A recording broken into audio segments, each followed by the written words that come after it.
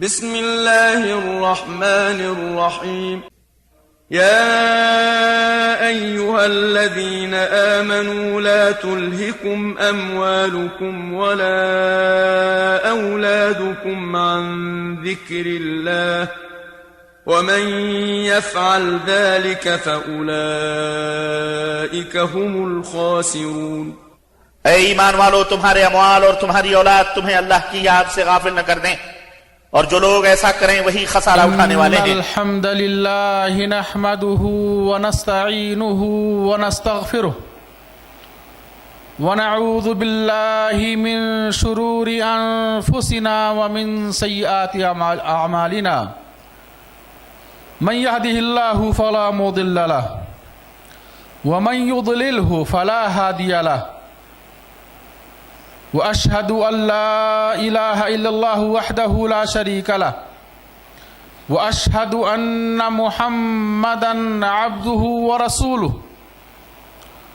أما بعد فإن خير الحديث كتاب الله وخير الهدي هدي محمد صلى الله عليه وسلم وشر الأمور محدثاتها وكل محدثة بدعة وَكُلَّ بِدْعَةٍ ضَلَالَةٍ وَكُلَّ ضَلَالَةٍ فِي النَّارِ. يَا أَيُّهَا الَّذِينَ آمَنُوا اتَّقُوا اللَّهَ حَقَّ تُقَاتِهِ وَلَا تَمُوتُنَّ إِلَّا وَأَنْتُمْ مُسْلِمُونَ. يَا أَيُّهَا النَّاسُ اتَّقُوا رَبَّكُمُ الَّذِي خَلَقَكُم مِّن نَّفْسٍ وَاحِدَةٍ وَخَلَقَ مِنْهَا زَوْجَهَا وَبَثَّ مِنْهُمَا رِجَالًا كَثِيرًا وَنِسَاءً واتقوا الله الذي تساءلون به والأرحام إن الله كان عليكم رقيبا. يا أيها الذين آمنوا اتقوا الله وقولوا قولا سديدا يصلح لكم أعمالكم ويغفر لكم ذنوبكم ومن يطع الله ورسوله فقد فاز فوزا عظيما. میرے بھائیو، اللہ کے نبی صلی اللہ علیہ وسلم نے اسلام پھیرنے کے بعد کا جو وقت ہے، اس وقت کی فضیلت اور اس وقت کی عظمت کو بیان کرتے ہوئے فرماتے ہیں، صحیح بخاری مسلم کی حدیث آپ فرماتے ہیں، صحابی رسول ابو ہریرہ رضی اللہ عنہ سے مروی ہے، کہتے ہیں اللہ کے نبی صلی اللہ علیہ وسلم نے فرمایا الملائکہ تصلی علی احدکم ما دام فی مصلاہ الذی صلی فیہ ما لم یحدث وتقول اللہم اغفر لہ اللہم ارحمہ.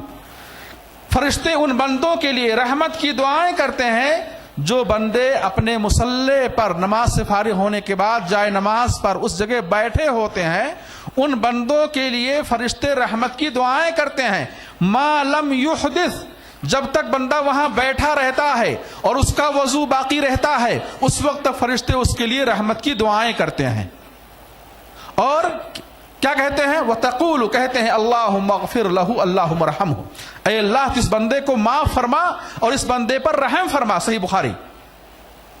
تو اس حدیث سے یہ بات معلوم ہوئی کہ فرض نمازوں کے بعد اپنے مصلی پر بیٹھے رہنے سے فرشتوں کی دعائیں حاصل ہوتی ہیں، فرشتوں کی دعائیں حاصل ہوتی ہیں. فرشتے ان بندوں کے لیے رحمت اور مغفرت کی دعائیں کرتے ہیں جو بندے اپنے مصلی پر نماز سے فارغ ہونے کے بعد بیٹھے رہتے ہیں، اور جب تک بیٹھے رہتے ہیں فرشتے ان کے لیے دعا کرتے ہیں ما لم یحدث، جب تک اس کا وضو نہیں ٹوٹتا ہے، اس کا وضو باقی رہتا ہے، اس وقت تک اس کے لیے کیا فرشتے رحمت کی دعائیں کرتے ہیں. اس حدیث پاک سے میرے بھائیوں نماز سے فارغ ہونے کے بعد کے وقت کی عظمت اور فضیلت معلوم ہوتی ہے کہ اسلام پھیرنے کے بعد کا جو وقت ہے وہ اللہ کے نزدیک انتہائی محبوب اور عظیم وقت ہے، اور اللہ نے اس وقت کے لیے فرشتے مقرر کر رکھے ہیں کہ اس وقت میں جو بندہ اپنی جائے نماز بیٹھا ہوگا اس کے لیے فرشتے رحمت اور مغفرت کی دعائیں کریں گے. آپ نے فرمایا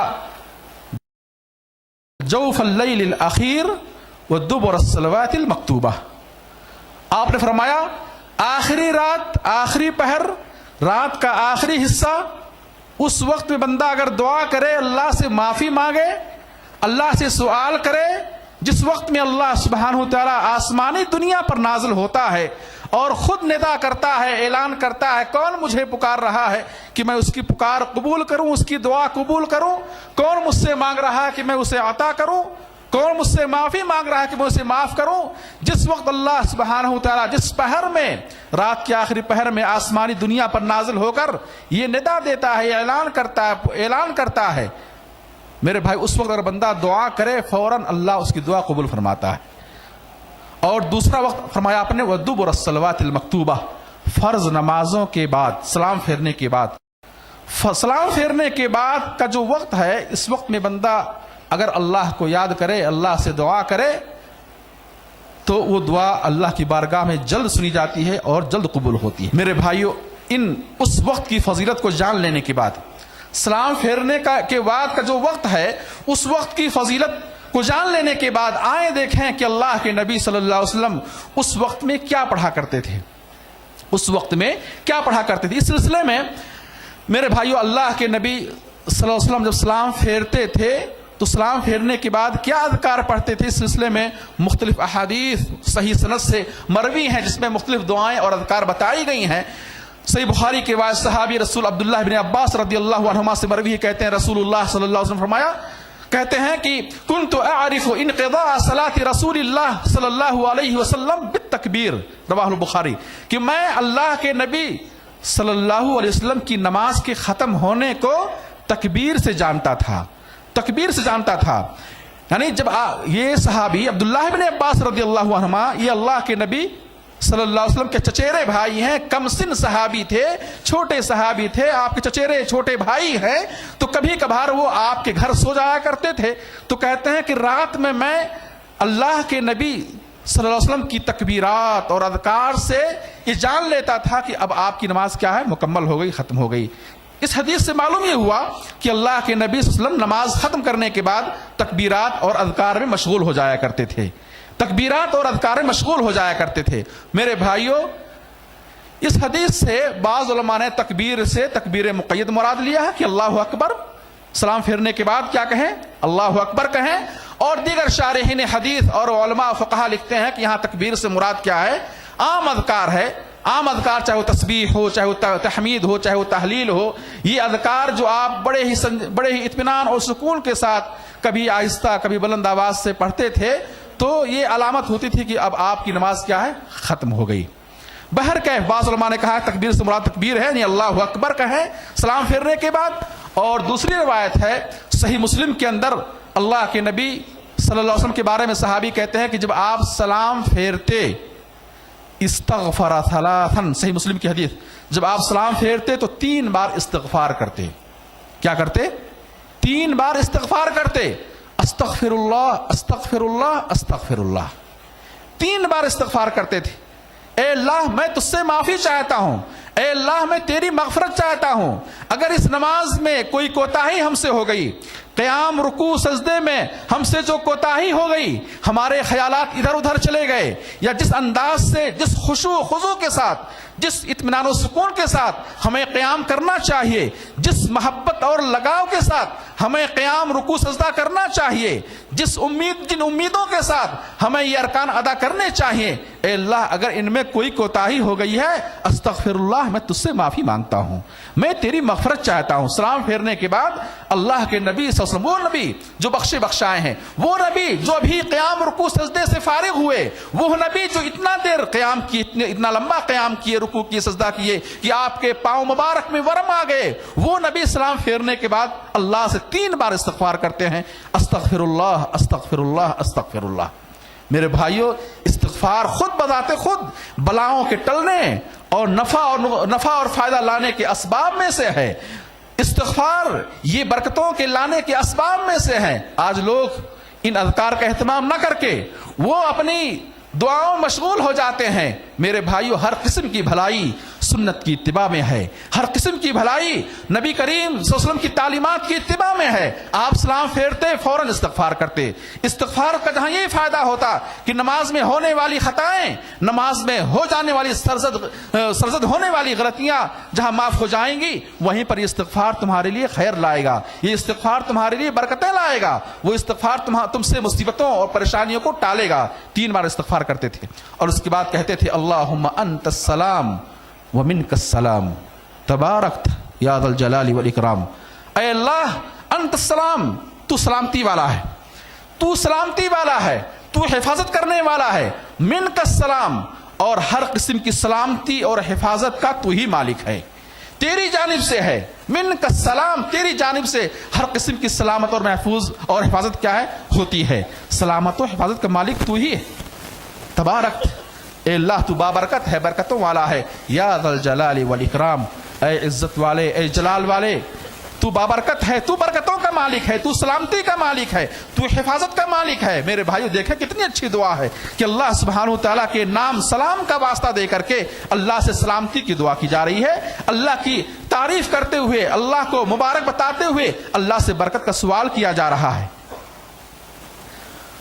और मेरे भाइयों, अल्लाह के नबी सल्लल्लाहु अलैहि वसल्लम सलाम फेरने के बाद अज़कार में से एक जिक्र ये पढ़ते थे, जिसको सहाबी रसूल मुआद बिन जबल रज़ियल्लाहु अन्हु ने से रिवायत है। वो कहते हैं कि एक मर्तबा अल्लाह के नबी सल्लल्लाहु अलैहि वसल्लम ने मुझे पकड़ा और कहा, ए मुआद, वल्लाह मैं तुमसे मोहब्बत करता हूं, अल्लाह की कसम मैं तुमसे मोहब्बत करता हूं। मुआद बिन जबल रज़ियल्लाहु तआला अन्हु फौरन दरखास्त करते हैं, फिदा का अबी व उम्मी या रसूल अल्लाह, ए अल्लाह के रसूल, मेरे माँ बाप आप पर कुर्बान हूं, वल्लाहि इन्नी ला उहिब्बुक, अल्लाह की कसम मैं तुमसे मोहब्बत कर, मैं भी आपसे मोहब्बत करता हूं। आपने फरमाया, या मुआद ला तदअन्ना दुबुरा कुल्li सलातिन मक्तूबा अन तक़ूल अल्लाहुम्मा अइन्नी अला ज़िक्रिका व शुक्रिका व हुस्नि इबादतिक। रवाहु अबू दाऊद। कि मुआद, मेरी वसीयत यह है कि तुम फर्ज नमाज के बाद ये कहना ना भूलना, फर्ज नमाजों के बाद ये दुआ पढ़ना ना भूलना, हरगिज़ ना भूलना। कौन सी दुआ? अल्लाहुम्मा, ऐ अल्लाह, अइन्नी, तू मेरी मदद फरमा, किस चीज पर?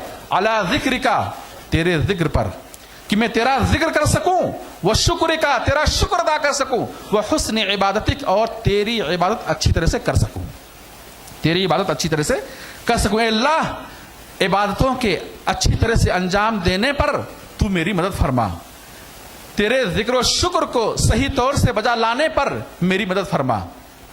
ये हर नमाज के बाद अल्लाह के नबी सल्लल्लाहु अलैहि वसल्लम दुआ पढ़ते थे। और आपने सहाबा को वसीयत फरमाई कि सलाम फेरने के बाद, फर्ज नमाजों के बाद ये दुआ पढ़ा करो, अल्लाहुम्मा अइन्नी अला ज़िक्रिका व शुक्रिका व हुस्नि इबादतिक। और सहाबी मुआद रज़ियल्लाहु अन्हु कहते हैं कि उस वक्त के बाद से जब तक मेरी जिंदगी बाकी रही, मेरी जिंदगी की आखिरी नमाज तक, मैंने हर नमाज के बाद ये दुआ जरूर पढ़ी, और मैंने ये दुआ कभी भी नहीं छोड़ी, ये दुआ मैंने कभी भी नहीं छोड़ी, इसलिए कि हमारे नबी की वसीयत थी। मेरे भाइयों, वो सहाबा थे जो एक बार अल्लाह के नबी सल्लल्लाहु अलैहि वसल्लम की ज़ुबान मुबारक से कोई बात सुनते थे तो फौरन अमल करने के लिए दौड़ पड़ते थे, और वो अपनी जिंदगी का एक अहम मकसद समझते थे। इत्तिबाए रसूल अपनी जिंदगी का एक अहम मिशन समझते थे।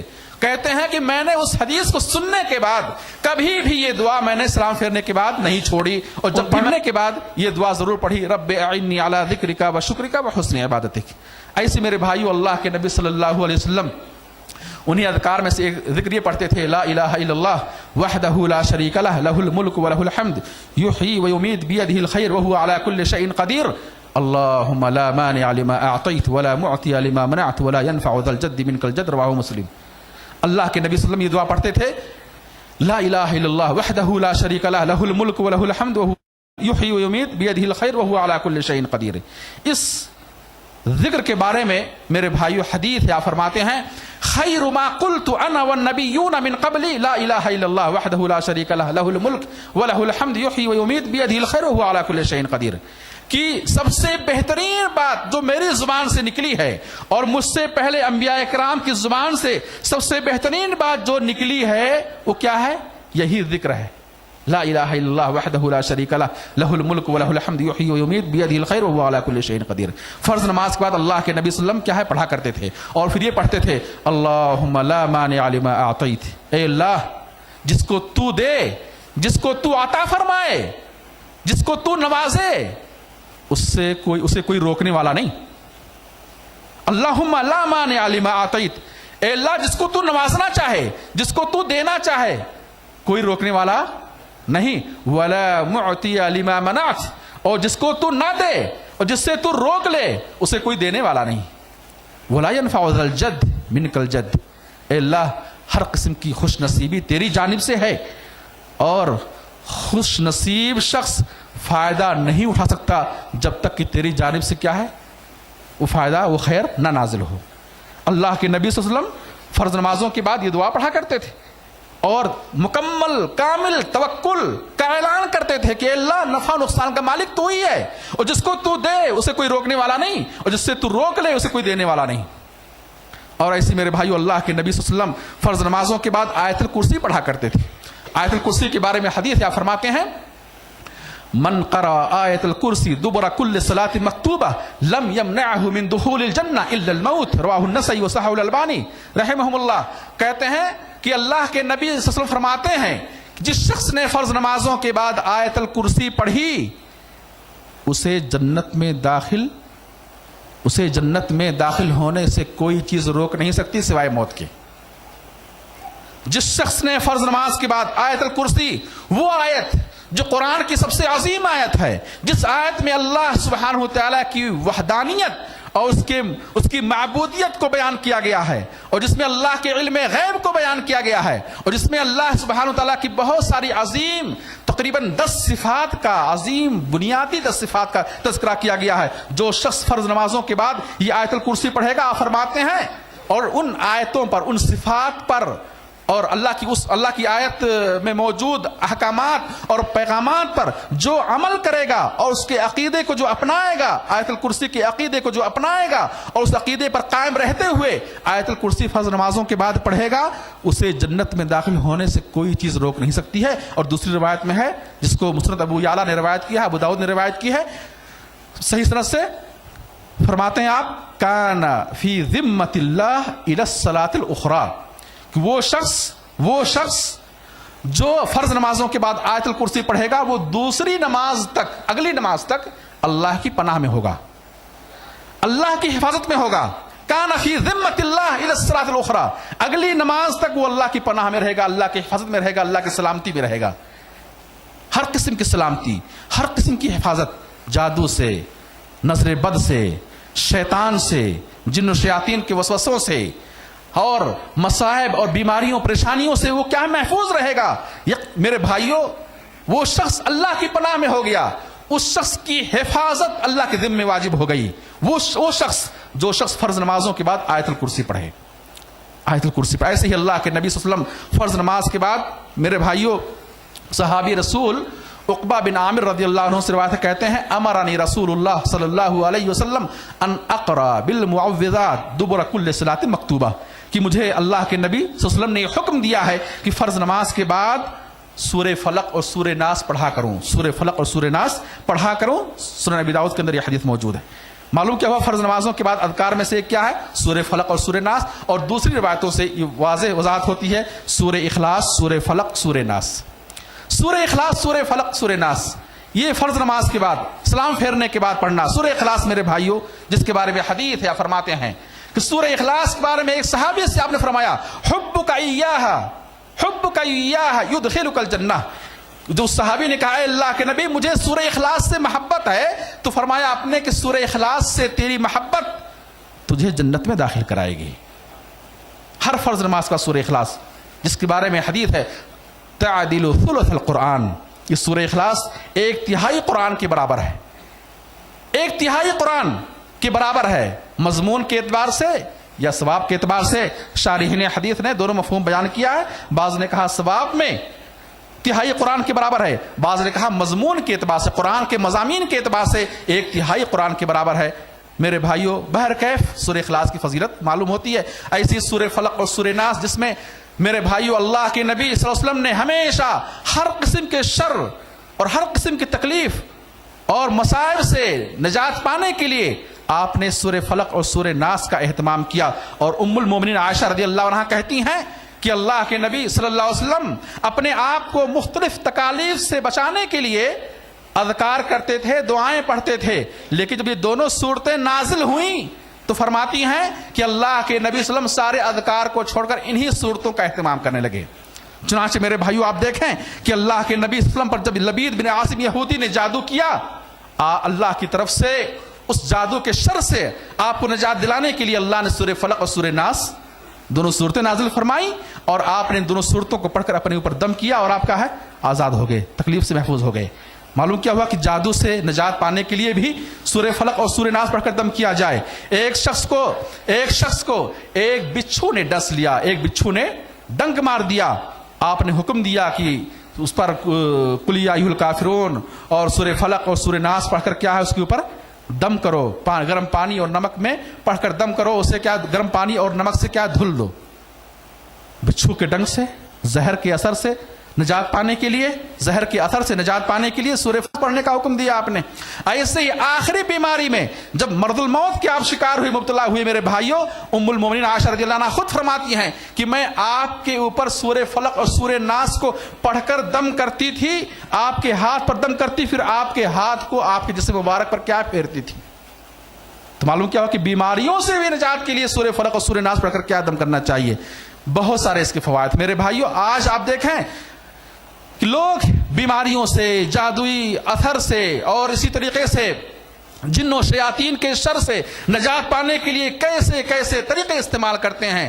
اپنے ایمان اور اپنی عزت کا سودا کر جاتے ہیں اور بے شمار پیسے خرچ کرتے ہیں. میرے بھائیوں اللہ سبحانہ وتعالیٰ نے ہمیں یہ علاج بتایا ہے. اگر کوئی شخص فرض نماز کے بعد آیت الکرسی پڑھا کرے, شیطان کے اثر سے کیا ہے وہ محفوظ رہے گا. آپ وہ حدیث سن چکے. ایسے ہی جو سورہ فلق اور سورہ ناس اور سورہ اخلاص کا بھی اہتمام کرے وہ ہر قسم کے شر و تکلیف سے کیا ہے محفوظ رہے گا. میرے بھائیوں, اللہ کے نبی صلی اللہ علیہ وسلم ہر فرض نماز کے بعد سورہ اخلاص, سورہ فلق, سورہ ناس پڑھا کرتے تھے ایک بار, سوائے فجر اور مغرب کے. فجر اور مغرب کے بعد آپ سورہ اخلاص, سورہ فلق اور سورہ ناس تین بار پڑھا کرتے تھے. سورہ اخلاص, سورہ فلق, سورہ ناس, یہ تینوں صورتیں فجر کے بعد 3 بار اور مغرب کے بعد 3 بار پڑھتے تھے, اور بقیہ نمازوں کے بعد کیا ہے ایک بار پڑھا کرتے تھے. ایسے ہی میرے بھائیوں اللہ کے نبی صلی اللہ علیہ وسلم فرض نمازوں کے بعد ان اذکار کا بھی اہتمام کرتے تھے. حدیث صحیح مسلم کی روایت ہے, کعب بن عجرہ رضی اللہ عنہ سے مروی, کہتے ہیں اللہ کے نبی صلی اللہ علیہ وسلم نے فرمایا معقبات لا یخیب قائلہن او فاعلہن دبر کل صلاۃ مکتوبہ. ہر فرض نماز کے بعد ان 3 اذکار کا پڑھنے والا کبھی بھی رسوا نہیں ہوگا, کبھی بھی ناکام نہیں ہوگا, کبھی بھی ذلیل و رسوا نہیں ہوگا, کبھی بھی نامراد نہیں ہوگا. لا یخیب قائلہن او فاعلہن دبر کل صلاۃ مکتوبہ. یہ 3 اذکار ہیں جو فرض نمازوں کے بعد ان تینوں اذکار کا اہتمام کرے گا وہ کبھی بھی خسارے میں, گھاٹے میں, نقصان میں نہیں رہے گا. کون سے ہیں؟ آپ فرماتے ہیں 33 تسبیحہ, 33 بار سبحان اللہ, 33 بار سبحان اللہ, و33 تحمیدہ, اور 33 بار الحمدللہ, و34 تکبیرہ, اور 34 مرتبہ اللہ اکبر. یہ حدیث صحیح مسلم کے اندر موجود ہے. جو شخص فرض نماز کے بعد 33 بار سبحان اللہ, 33 بار الحمدللہ, 34 بار اللہ اکبر پڑھے گا, آپ فرماتے ہیں لا یخیب قائلہن, ان کا پڑھنے والا کبھی بھی خسارے اور گھاٹے اور نقصان میں نہیں پڑے گا. سنت ہے اللہ کے نبی صلی اللہ علیہ وسلم ان تسبیحات کو پڑھتے تھے اپنے دائیں ہاتھ میں, اپنے دائیں ہاتھ میں ان تسبیحات کا ورد کرتے تھے اور دائیں ہاتھ کی انگلیوں سے آپ یہ تسبیحات پڑھتے تھے. یہ افضل اور بہتر ہے کہ انسان دائیں ہاتھ سے پڑھے, اور ہر اچھے کام کے لیے اللہ کے نبی صلی اللہ علیہ وسلم دائیں ہاتھ کا استعمال کیا کرتے تھے. اسی طریقے سے میرے بھائی آپ دیکھیں کہ بہت سارے لوگ یہ تسبیحات, یہ تحمیدات, یہ تکبیرات پڑھنے میں انتہائی عجلت سے کام لیتے ہیں, انتہائی جلد بازی سے کام لیتے ہیں. وہ بالکل انگلیاں اس طرح چلاتے ہیں کہ وہ انگلیاں رکتی ہی نہیں ہیں. ایک طریقے سے میرے بھائیوں یہ ذکر کا مذاق ہے. اگر اللہ کی محبت میں آپ یہ اللہ کی تعریف کر رہے ہیں, اللہ کی محبت میں اللہ کی تکبیر بیان کر رہے ہیں, تو اس ولا ذکر اللہ اکبر, کون سی چیز اس سے اہم اور اس سے بڑی ہو سکتی ہے؟ کون سا کام اس سے اہم ہو سکتا ہے؟ کس کام کی وجہ سے, کس چیز کی وجہ سے آپ ان اذکار کو جلد از جلد ختم کرنے کی کوشش کر رہے ہیں؟ یاد رکھو دنیا میں سب سے بڑا کام, قرآن کریم میں اللہ فرماتے ہیں ولا ذکر اللہ اکبر, اللہ کا ذکر سب سے بڑا کام ہے. اس کو سب سے زیادہ وقت دینا چاہیے, اس میں سب سے زیادہ دل لگانا چاہیے, اس میں سب سے زیادہ محنت کرنی چاہیے. اس سے اہم, اس سے بڑا کوئی کام نہیں. اللہ فرماتا ہے ولا ذکر اللہ اکبر, اللہ کا ذکر سب سے بڑا کام ہے. تو بندے کو چاہیے کہ وہ انتہائی اطمینان اور سکون کے ساتھ سبحان اللہ, سبحان اللہ, سبحان اللہ, اس سے ٹھہر کر ایک ایک ذکر کو, ایک ایک تسبیح کو بڑے ہی اطمینان سے پڑھے اور پڑھتے ہوئے دل میں یہ خیال لائے سبحان اللہ, اللہ کی ذات ہر عیب سے, ہر کمی سے, ہر قسم کے نقص سے پاک ہے. اس معنی کو اپنے ذہن و دماغ میں دہراتے ہوئے میرے بھائیو سبحان اللہ کہے, الحمدللہ اللہ کی تعریف, کلمہ شکر ادا کرے. اور حدیث ہے, آپ نے فرمایا کہ سب سے بہترین دعا بندے کی کیا ہے؟ الحمدللہ ہے. سب سے بہترین دعا الحمدللہ. الحمدللہ کہنے سے بلائیں ٹلیں گی, الحمدللہ کہنے سے میرے بھائیوں نعمتیں اور آئیں گی. لئن شکرتم لازیدنکم, اللہ کا وعدہ کہ اگر تم شکر ادا کرو گے تو میں تمہیں اور دوں گا. اور الحمدللہ کلمہ شکر ہے تو بندے کو چاہے ٹھہر ٹھہر کر الحمدللہ الحمدللہ الحمدللہ, ایسی اللہ اکبر 34 مرتبہ کیا پڑھے؟ اللہ اکبر پڑھے, اللہ اکبر اللہ اکبر اللہ اکبر, ٹھہر ٹھہر کر پڑھے, جلدی سے نہ پڑھے. بعض لوگ کیا کرتے ہیں کہ صرف وہ انگلیاں چلا رہے ہوتے ہیں, زبان نہیں چل رہی ہوتی ہے, وہ تصور میں خیال میں تسبیح پڑھ رہے ہیں, زبان نہیں چل رہی, زبان حرکت نہیں کر رہی, ہونٹ حرکت نہیں کر رہے ہیں, بس وہ خیال دل میں تسبیح کا ہے اور کیا ہے, انگلیاں چل رہی ہیں. یہ شیطان کو راضی کر رہا ہے, اللہ کو راضی نہیں کر رہا ہے. بندے کو چاہیے کہ تسبیحات کا ورد زبان سے کرے, تکبیرات کا ذکر زبان سے کرے میرے بھائیوں. اور ایسی بعض لوگ کیا کرتے ہیں, ان ہاتھوں پر تسبیحات پڑھنے کے بجائے انہوں نے بہت آسان طریقہ استعمال کر لیا, لے لیا. وہ کیا ہے, تسبیح کے دانے جو مارکیٹ میں بکتے ہیں, بازاروں میں بکتے ہیں.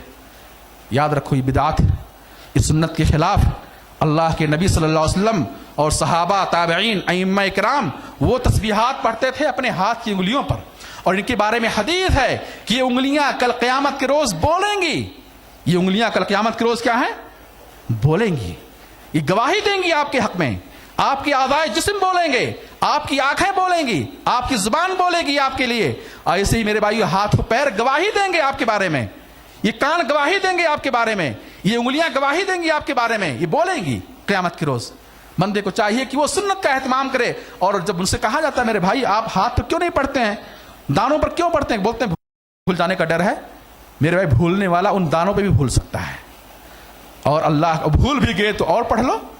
اسلام نے ان عبادات میں جن عبادات کا تعلق تعداد سے ہے, جن عبادات کا تعلق کیا ہے, تعداد سے ہے, چاہے وہ طواف کے ساتھ چکر ہوں, سعی کے ساتھ چکر ہوں, یا کنکریاں مارنے کے ساتھ دانے ہوں, ایسے ہی میرے بھائیوں چاہے وہ نماز کی رکعتیں ہوں, جن عبادات کا تعلق تعداد سے ہے, حدیث میں ہے اگر کسی کو شک ہو جائے تعداد میں تو وہ یقین والے عدد پر کیا ہے, اکتفا کرے.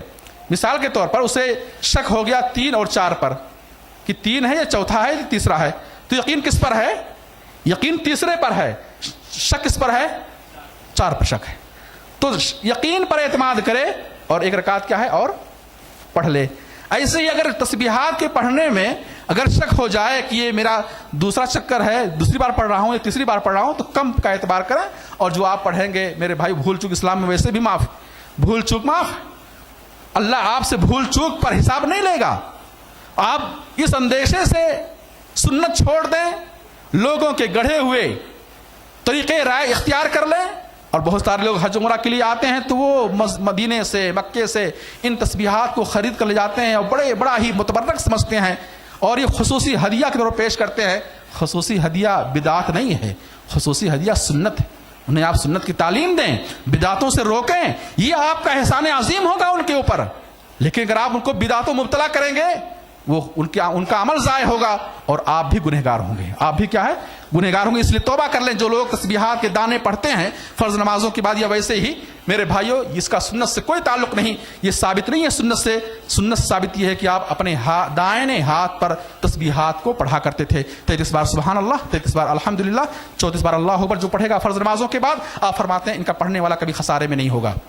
ایسے ہی صحیح مسلم کی حدیث آپ فرماتے ہیں جس شخص نے فرض نماز کے بعد 33 بار سبحان اللہ, 33 بار الحمدللہ اور 33 بار اللہ اکبر پڑھا اور 100 مرتبہ یعنی 100 پورا کرنے کے لیے اس نے کہا لا الہ الا اللہ وحدہ لا شریک لہ لہ الملک ولہ الحمد یحیی ویمیت بیدہ الخیر وہو علی کل شیء قدیر, جس نے یہ پڑھا آپ فرماتے ہیں حطت خطایا وان کانت مثل زبد البحر, اس کے سارے گناہ معاف ہو جائیں گے چاہے وہ سمندر کے جھاگ کے برابر کیوں نہ ہوں.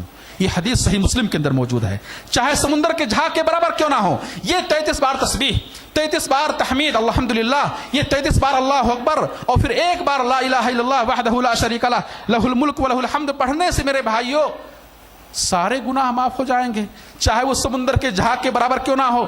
یہ شرف, یہ عظمت, یہ فضیلت, یہ سعادت اللہ نے اس امت محمدیہ کو بخشی ہے. لیکن آج افسوس ہے میرے بھائیوں کہ بہت سارے لوگ ان اذکار کا اہتمام نہیں کرتے ہیں, ان اذکار کا اہتمام نہیں کرتے ہیں. اللہ کے نبی صلی اللہ علیہ وسلم فجر کے بعد اور مغرب کے بعد لا الہ الا اللہ وحدہ لا شریک لہ لہ الملک و لہ الحمد یحیی و یمیت بیدہ الخیر وہو علی کل شیء قدیر, فجر کے بعد اور مغرب کے بعد آپ اسے کیا ہے 10 مرتبہ پڑھا کرتے تھے, 10 مرتبہ پڑھا کرتے تھے. ایسے آپ فجر کے بعد یہ دعا بھی پڑھتے تھے, اللہم انی اسألک علما نافعا ورزقا طیبا وعملا متقبلا. اے اللہ میں تجھ سے سوال کرتا ہوں علم نافع کا, ایسے علم کا سوال کرتا ہوں جو علم ہمارے لیے نفع بخش ہو, جو علم ہمارے کام آئے, جو علم ہمیں جنت میں لے جائے, جو علم ہمارے اور لوگوں کی رہنمائی کا سبب بنے. اے اللہ ہم ایسے علم کا تجھ سے سوال کرتے ہیں. ورزقا طیبا, اور اے اللہ میں تجھ سے حلال روزی کا سوال کرتا ہوں. وعملا متقبلا, اور مقبول ہونے والے عمل کا تجھ سے سوال کرتا ہوں.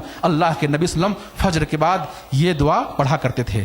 میرے بھائیوں آج آپ دیکھیں تو بہت کم لوگ ہیں جو ان اذکار کا اہتمام کرتے ہیں. یا تو سرے سے انہیں ان اذکار کا پتہ ہی نہیں ہے, جاہل ہے,